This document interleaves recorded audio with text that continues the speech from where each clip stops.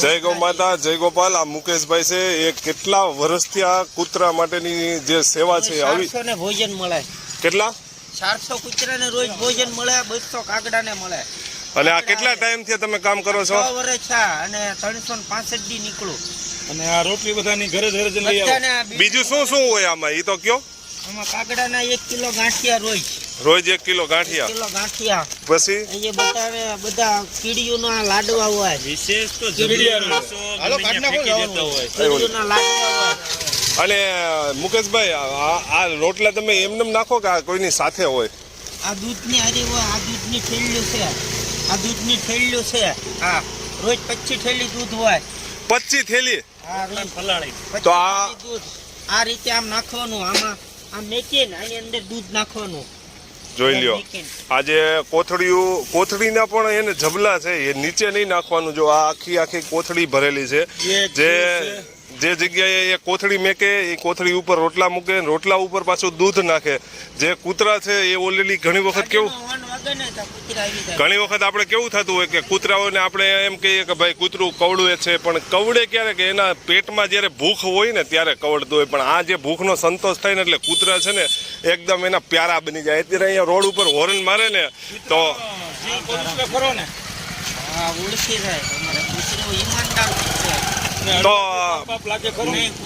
તમને કહો, આવી તમને પ્રેરણા ક્યાંથી મળી? એમ મોકલે ને હું જાઉં છું. આ બધું યોગદાન કઈ રીતનું ભેગું કરો? કરતો નથી. આખું ઘર મહેનત કરવી, બધે રોટલા લેવા જાવ, ભેગા કરવું અને ઘરે તોડવી. અને આ કેટલા કલાકની મહેનત છે તમારી? મહેનત રોજ 6 કલાક થાય. 6 કલાક? રોજ 6 કલાક. આ ફેરો મારે 2 કલાકનો છે. પછી એક ફેરો વરાસાનો છે. જોઈ લ્યો, એક ફેરો વરાસાનો છે, એ કલાકનો થાય. આવડો 2 કલાકનો થાય. અને પછી રોજ રોટલા ઉઘરાવાના 2 કલાક થાય. બધા બિલ્ડિંગોના રોટલા લેવાના. પછી ઘરે રહીને તોડવી, સરખું કરીને બધું વ્યવસ્થિત પંખાએ રાખવાનું. હે જા ભાઈ અહીંયા રહી છે. દાદા કેટલા ટાઈમથી આવે છે ભાઈ?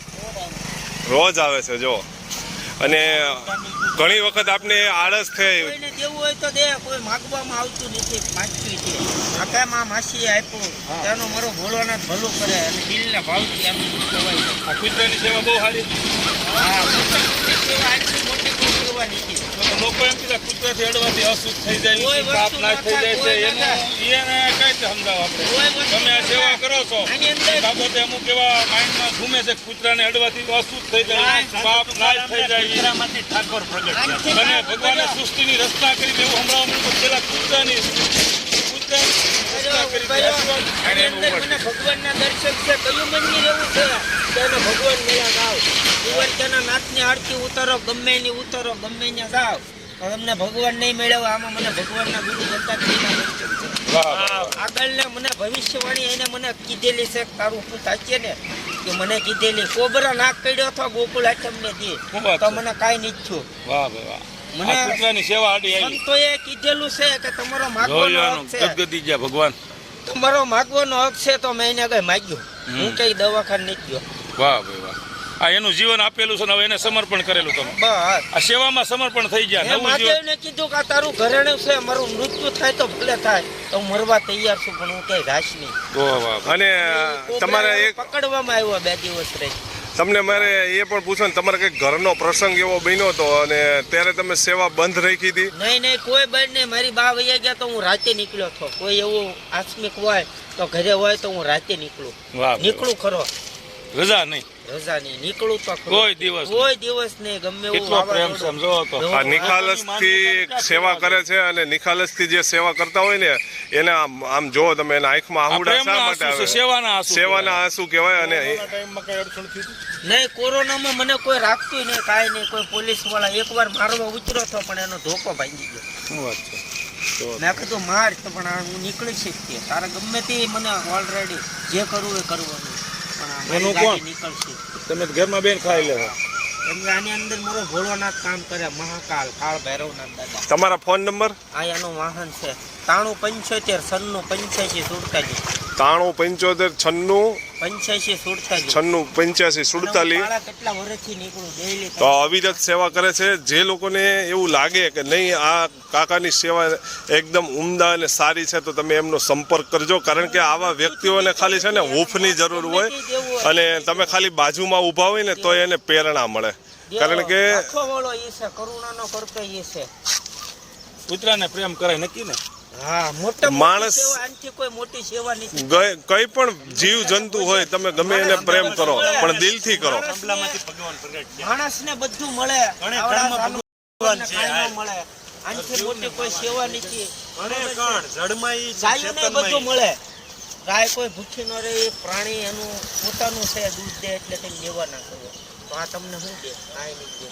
અને ભગવાને મોકલેલા મહાકાલ. વાહ ભાઈ વાહ, એ વાત સાચી છે. મહાકાલનું વાહન છે. કોઈ જે કાલી હાથમાં જાય આ હોવા દીધા ને એને 10,000 રૂપિયા મારો રામ દેશે.